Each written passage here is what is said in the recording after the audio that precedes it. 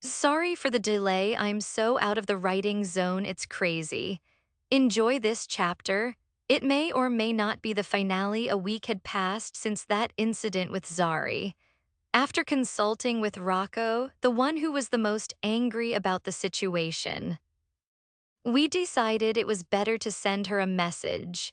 Rocco personally went to her apartment, scaring her into staying away from us. He reminded her who she was messing with. I didn't want to be the one responsible for her death. As much as I hated her and I wanted her to suffer, I didn't want to cross that line. Once it was done, I couldn't say how I'd feel about killing someone I once called a friend. Acosta and I were stronger than ever now that he was finally back in New York and we could spend some time together. Well, we were hardly ever alone together since my penthouse had been invaded by his family, but at least we were together. What do you think? I asked my husband, showing him the Instagram page on my phone. I think you should do it.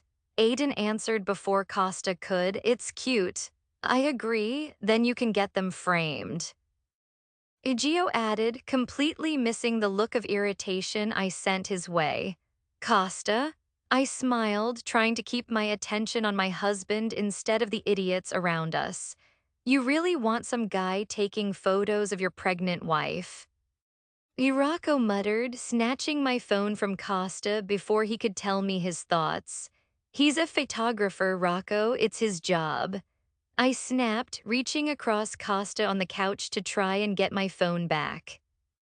Unfortunately, Rocco only had to shuffle away and I wasn't able to. This one isn't even wearing any clothes, Costa. He scoffed, showing me one of the pregnant women covered by a single sheet for her pregnancy photos. You really want your wife to be photographed by some stronzo like this? I never said I wanted that particular kind of shoot, and if I did, it's none of your business. I glared at my brother-in-law, still trying to get past my husband so I could snatch my phone. It is if my baby niece or nephew is being paraded around like a fucking prop. Hey, it's my mini milk, not yours. I huffed, still trying and failing to get out of my husband's grip. Are you two done? He finally spoke, his arms wrapped securely around my waist on the couch. Tell him to give me my phone and to stop getting involved in our personal business. I glared at Costa and then Rocco again. My brother's personal business is also my personal business. I have a question. I suddenly sat up, putting a pause on my attempts to get out of Costa's arms. Why aren't you in Sicily like Tristano? He knows to stay out of my way and out of my affairs. That's why he's the boring sibling. Rocco smirked. Anyway, you like me? No, I don't, you do. Both the twins spoke in unison and then Costa nodded in agreement, still holding on to me. You do? No, I don't. I disagreed, shaking my head. Rocco is my sworn enemy. I have vowed to never like him ever. Vowed. Rocco scoffed. It's like he's forgetting all the months of arguing and hate-filled stares whenever we came into contact. Yes, vowed, I will never like you. I stated simply, finally giving up on retrieving my phone. It'll come back to me eventually. That's ridiculous. You went baby shopping with me the other day. Please stop telling people that, I groaned. We went shopping for baby things, not baby shopping. It sounds weird. And anyway, I was going alone. You decided to tag along. Well, it's not like I was going to let you go alone. Haven't you heard of the war we're currently fighting? Of course, it's all anyone ever talks about, I muttered. Now please, shut up so I can talk to my husband. Sure. He leaned back, gesturing for me to speak to Costa, who had barely said a word since I brought up the idea of a pregnancy shoot. So what do you think? I blinked, smiling sweetly at him. You want to do a pregnancy shoot? He rose an eyebrow at me, tucking some hair behind my ear. Yeah, it's a nice way to celebrate and to remember my mini milk when it comes. You don't even look pregnant yet. Giovanni jumped in, apparently thinking his opinion mattered. That's because I'm only 19 weeks. I growled, feeling my mama bear claws aching to come out. Now stay out of our conversation. So when do you want to do the shoot? Costa asked. Well, much later in my pregnancy, but the best photographers need to be booked in advance. So if we want it done before I go into labor, we need to book soon. Just give me a camera and I'll take some photos of you. Rocco muttered, still scrolling on my phone. I want to kill you so fucking bad. Hey, he momentarily paused scrolling so he could patronize me. No bad language around the baby, remember? One morning, don't be surprised if you wake up dead. I narrowed my eyes dangerously at the youngest Accardi brother. How would that even? I cut Rocco off, turning to Costa again. So, if you want one, go for it. You don't need to ask me, Millie. But I want you to be in it. I frowned, a frown which deepened when the twins and Rocco burst out laughing around us. What? You want Costa to be in your pregnancy shoot? Giovanni spluttered a laugh. Even Costa chuckled, but he quickly covered it when I glared at him. It's cute for the husband to be in some of the pictures. We're the baby's parents after all. Yeah, but it's Costa. Aiden breathed and the four of the burst out laughing. Fine, forget it. I sighed, pushing myself out of Costa's arms. Wait. Costa grabbed me again, sitting up straighter on the couch. His smile was replaced with a serious expression and he paused, building the suspension. Would you be happy to substitute Damien instead? Screw you, Costa, I snapped as the rest of laughed again. Oh, come on. You know he'd be happy to do a pregnancy shoot with you. My husband chuckled, watching as I got up to clear the dishes from the coffee table. It's Damien's kind of thing. Irako defended his brother, still scrolling through the photographer's Instagram page on my phone. At least I hope it was the photographer's Instagram page. But then, this is Rocco we're talking about. What are you doing? I finally had the common sense to ask my brother-in-law what he'd been doing on my phone for the last few minutes. Reading your emails, but first I read your texts. He admitted, keeping his eyes on my phone. By the way, Julius says he's free on Wednesday, and you got an email, it says.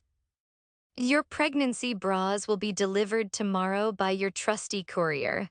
Hey, my outburst was drowned out by the laughter. Meanwhile, my cheeks were flaming bright red.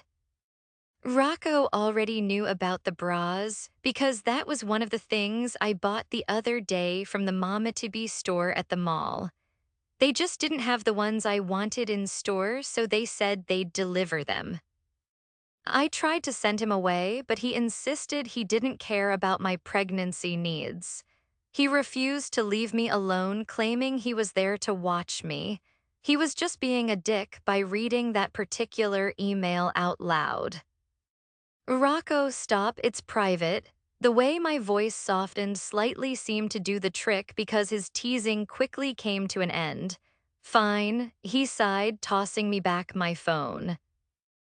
And don't worry, I'll make sure Costa does the nude pregnancy shoot with you. He's impossible, but somehow still sweet, so maybe I do like him, but only a tiny little bit. Somehow, I had the brother who once absolutely hated me now on my side. I think, of all my relationships in Costa's family, the most precious one to me was my relationship with Rocco. Not because we were necessarily the closest, but because of how far we'd come. At one point, we truly despised each other. Now he's become the most protective over me thanks to my mini milk. And LT and LT and LT and LT and LT and LT and LT. And GT and GT and GT and GT and GT and GT. And LT and LT and LT and LT and LT and LT and LT. Hello, I breathed, having just managed to get to my phone when it rang. I was on my way back from the bathroom for the 40th time that day. Hi, is this Millie? The unfamiliar voice asked, causing me to pause my movements at my desk. Who's asking? I frowned, sitting up straight in my office chair. Writer Zari's fiancé. He paused before quickly adding, we met at your birthday party last year. I remember. What do you want? I was on edge just hearing her name, let alone the fact he was calling me out the blue. Is it okay if I come down to your office? Zari told me something happened between her and your husband. I'd really like to get some closure, but also apologize to you. I know what it's like to be the wronged one, and you deserve an explanation on her part. I really don't think it's necessary that you come here. I mean, we can just talk on the phone if you have any questions. I'd happily tell him what a psychotic bitch he was about to marry without hearing an explanation. Just 10 minutes, I work nearby anyway. It won't take long, I promise. I chewed on my lip before releasing a reluctant sigh. Fine, I'll be leaving in an hour. You can come down in 30 minutes. Okay, great. I mean, I know he wasn't happy with his arrangement with Zari, but it's not like I had much to do with her anymore. With a sigh, I continued with my work, pushing it to the back of my mind for now. Whatever it wasn't my problem. Half an hour later, a knock sounded at my door. I glanced at my watch, noting that Ryder was surprisingly punctual. I called him in, my curiosity mingled with a lingering unease. Millie, yet she always described him as overbearing and a little psycho when it came to their toxic relationship. Even though I didn't believe anything that woman said, I remained cautious around Ryder. For one, I stayed seated at my desk where a panic button was attached underneath. Come in.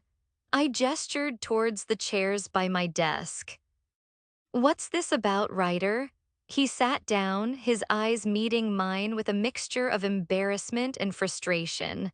First, I want to apologize for Zari's behavior. I had no idea she was going to go this far to get to your husband. What do you mean? I frowned, sitting up slightly. Did you know she wanted to sleep with him? I mean, yeah, she told me. She used to talk to me about the guilt she felt about your friendship and how she wanted your husband. I tried to talk her out of it, but when she's got her sights on someone, it's kind of impossible. I leaned back in my chair, crossing my arms. I pursed my lips, thinking back to some of the conversations I had with Zari during our friendship. Why are you still with her if you know what she's like? She's a fucking psycho. It seemed like he expected the question, or he was just used to being asked it. He sighed heavily, running a hand through his hair. It's complicated. I love her, Millie. I know she's a little unconventional, but I know it's just a phase. Eventually we'll settle down, that's what she promised anyway. I nodded my head, suddenly seeing why their relationship had survived this long. They refused to let each other go even though they both clearly wanted different things. But like I said, she's no longer my friend and it's not my problem. She's lucky she's even alive after what she did. What do you want from me, Ryder? Honestly, I just wanted an explanation. She won't tell me exactly what happened, just that the bruises around her neck came from your husband. She tried to seduce him after sneaking into the shower with him. I stated bluntly. He told her to leave. She didn't, so he got a little angry. She also made a mess of our bedroom to make it look like something happened, but it didn't. Ryder nodded slowly, absorbing my words. I'm sorry you had to deal with that. I appreciate the apology, but it doesn't change what happened. Zari's actions have consequences, Ryder.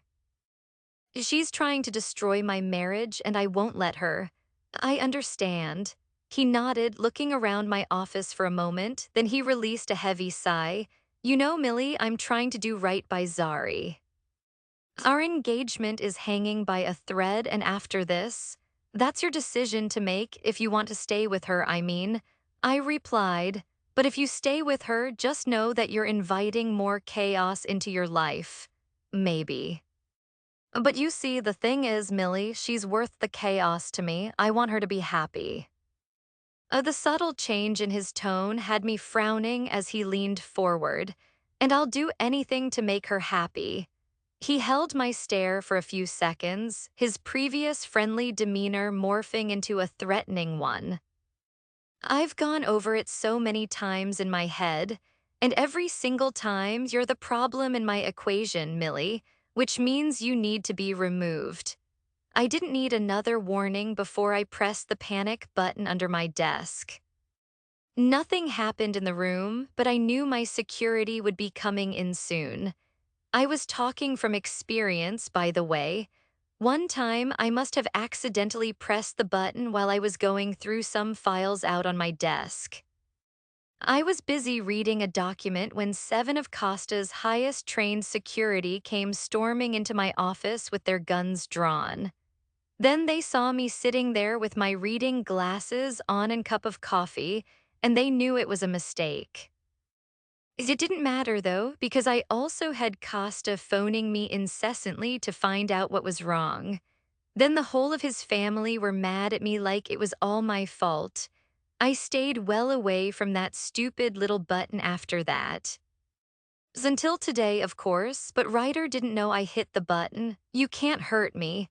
I narrowed my eyes at him, staying rooted to my chair behind my desk. I can't, maybe you're right. No doubt you're highly trained being part of the Mafia and all, but they can. On cue, the door to my office opened and a line of people came storming in. Every single one of them was dressed in normal office clothes, which explained how they managed to get into the building undetected. Yet they held their guns up, all of them trained on me until their leaders came in last, and my blood ran cold at the sight of them. How? I stuttered, panic filling me when I saw Viktor Kozlov's triumphant grin. I knew putting that bounty out on your head would do me some good eventually. He chuckled, his thick Russian accent sending ugly shivers down my spine. Ryder here heard all about it and couldn't resist contacting me. He assured me he'd plan it all, getting me into your office and right in front of you, just like I've been waiting for. If you're out of the picture, it's likely your husband will follow. If not, Zari can have her time with him and then come back to me. Ryder explained his screwed-up thought process as he stood up from his chair. I'm sorry it had to be this way. But I have to do what's best for my relationship. That means getting rid of you. Ryder spared me one last glance and nod towards Kozlov before leaving the room. Now you're going to suffer for what you did to me. Elena smirked, stepping further the room, commanding all the authority. This building is securely guarded. How could you think you'll last more than a couple of minutes before my security team arrives?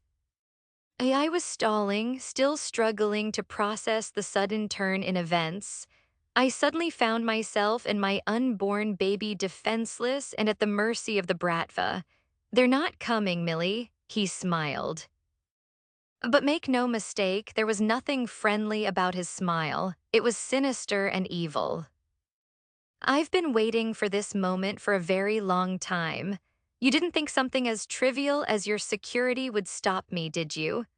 I wanted to tell him Costa had more than one team watching me and they were stationed all around the building, especially now that I was carrying his child too. But I didn't. I just hoped that at least one of those guards would be able to get to me. So here's what's going to happen. Victor spoke so casually, dropping down in a chair across from my desk. I'm going to ask you some questions about your family's operations in this little war of ours. The more you answer, the less painful your death will be. And for every question you refuse to answer, I get my chance at revenge. Elena stepped even closer, now coming up to the side of my desk. I'm not breaking omerta. I scoffed, although the reality of the situation wasn't lost on me. I had to think of my baby too. But I couldn't betray the Accardi family or the Darmos family. That was also punishable by death, even if you're the wife of the future capo. That's up to you, Kozlov shrugged. If you don't want to answer the questions, you know the consequences. Either way, I get something out of it. I mean, I would have preferred to keep you as my personal baby-making machine for the rest of your life like I said before. But killing you now is also pretty good.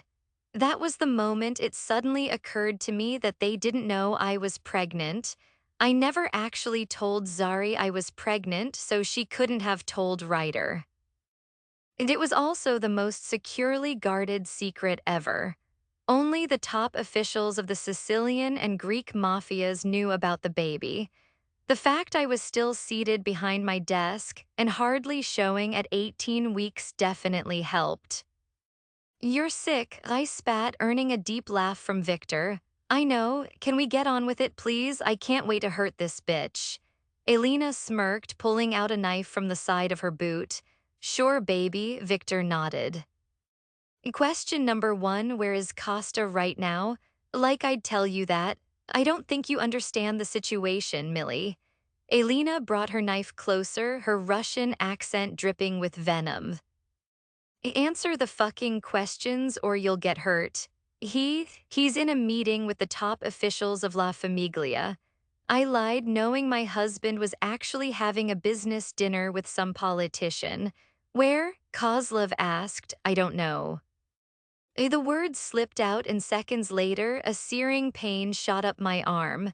I looked down to see a huge gash going up my arm, already spilling blood. That's just a warning. She purred, coming in closer. By the time we're done here, your body is going to be too hideous for your husband to love. Then he'll come right back to me. Okay, Elena, Kozlov chuckled. Next question, what's his next move against me? He doesn't tell me that kind of stuff, my Laka. I spat, holding a hand to my arm. Of course he told me, but I was never going to tell Kozlov Costa's secrets.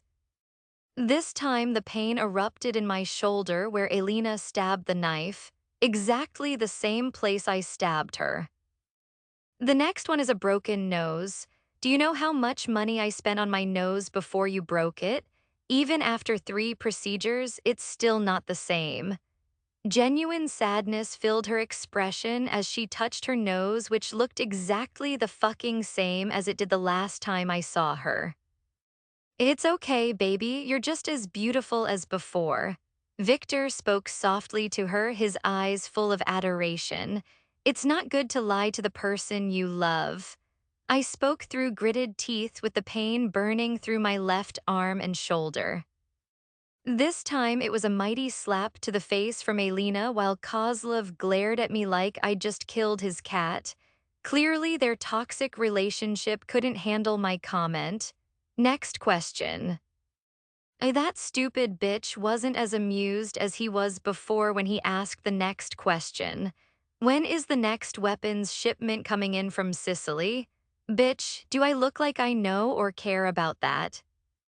Seriously, he was asking me some really stupid questions.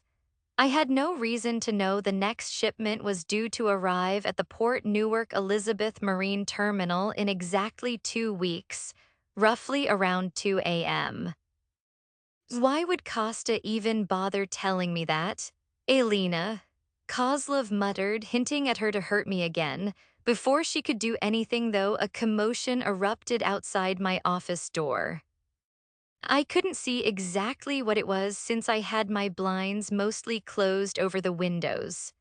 However, judging by the way Kozlov and Elena stood up and all the guns were suddenly trained on the door, I'm guessing this wasn't part of the plan. Only a few seconds later, the door slammed open and a very injured rider was tossed back inside. He was coughing, with blood spluttering out of his mouth as the Sicilian guards edged inside. Then, to my surprise, it was Rocco who entered, his eyes immediately landing on me, his expression one of concern and fury. You're going to pay for hurting her. My brother-in-law seethed, pulling out his own gun. Meanwhile, the Sicilian and Russian guards were still at a standoff. Kozlov raised his hand, a signal to his men to hold their fire. Well, this is an interesting turn of events. He mused, his voice deceptively calm. Looks like the Accardi family is more protective than I gave them credit for. Rocco's eyes never left mine as he spoke. You made a big mistake coming here, Kozlov, and an even bigger one thinking you could touch her. Elena's knife gleamed as she moved closer to me, clearly prepared to use it again. Drop your weapon, Rocco, or I'll make sure your precious sister-in-law doesn't survive this. Rocco's face hardened, but he didn't lower his gun. You think you can kill her before I kill you? Kozlov chuckled. Let's not escalate this, Rocco. We can still resolve this peacefully. Just step aside and let us take her. No need for bloodshed. I knew Rocco, and I knew he wouldn't back down. You're not taking her anywhere. This ends now. Kozlov, at that moment, Costa's voice boomed from the hallway, causing relief to wash over me. Step away from my wife, or I will personally ensure you never see daylight again. Kozlov glanced towards the door as Costa walked in, his domineering presence commanding the room. He was flanked by several heavily armed guards, their weapons aimed directly at Kozlov and his men. Elena's grip on her knife tightened, but she hesitated. Her eyes darted around the room. She knew she was outnumbered and outgunned. Victor, we need to leave now. Kozlov's eyes flickered with frustration, but he knew when he was beaten. We'll go, but just know this isn't over. Ah, but I think it is. Costa spoke, his voice eerily calm. See, the moment you came after my wife, all my other plans for you went out the window. Our war ends today. Your rule over the Bratva ends today. I think the reality of the situation quickly caught up to Kozlov. By coming into my office, he just authored his own downfall.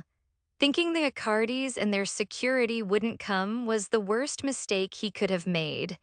Because regardless of how many guards he thought he killed, Costa always had more.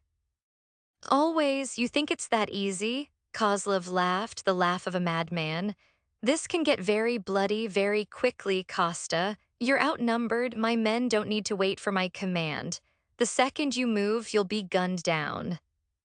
Acosta remained extremely calm and level-headed despite the fact I was still in harm's way, and so was he.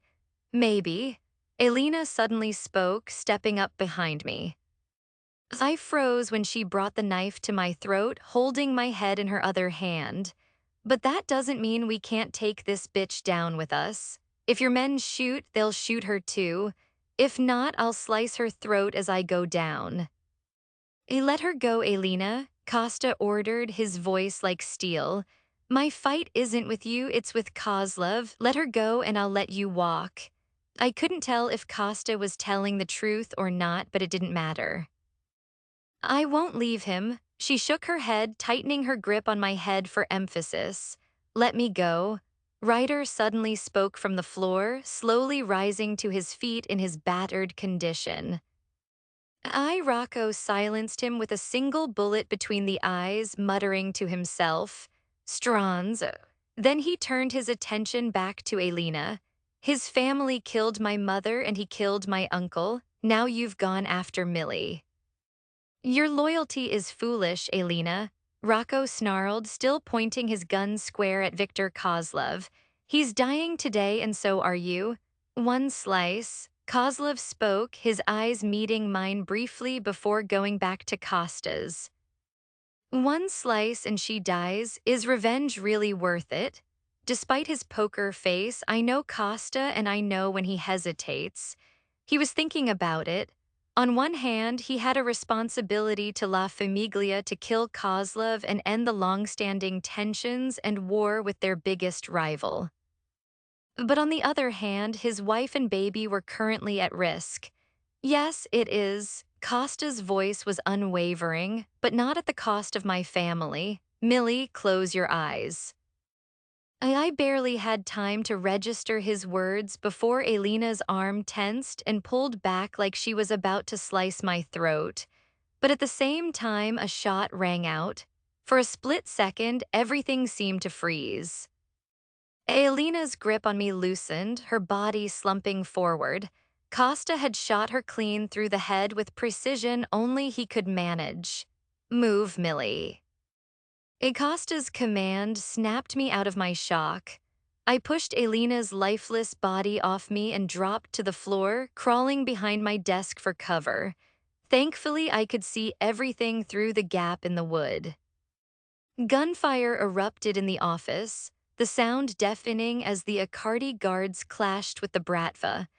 Victor tried to aim at Rocco, but my brother-in-law was faster, shooting him in the knee and causing him to collapse in agony. Acosta moved with deadly efficiency, his men covering him as he approached Kozlov. The look in Costa's eyes was enough to freeze the blood in my veins. He was a man possessed by the need for vengeance. You should have never touched my family. Acosta growled, standing over Kozlov, who was writhing in pain on the floor. Kozlov spat blood, his defiance still flickering despite the wound. This isn't over. Even if you kill me, others will come. The Bratva will never stop. Acosta knelt down, grabbing Kozlov by the collar. It ends with you. He hissed before driving his knife into Kozlov's chest, ending the Russian's life in one swift motion. The room fell silent except for the heavy breathing of the survivors. The Sicilian guards secured the area, ensuring no threats remained. That's when I crawled out from underneath the desk. Costa turned to me, his eyes softening as he rushed over and pulled me into his arms. Are you okay? He whispered, his eyes examining my injuries. I nodded, the reality of the situation hitting me all at once. Tears spilled over onto my cheeks as I clung to him. It was only then that pain in my body reappeared in full force. I buried my face into Costa's chest, trying to block it out. Rocco approached us, his usually stoic expression showing a rare glimpse of concern. His eyes scanned my body and the blood still staining my skin and clothes. We need to get her to a doctor. Costa nodded, lifting me effortlessly into his arms.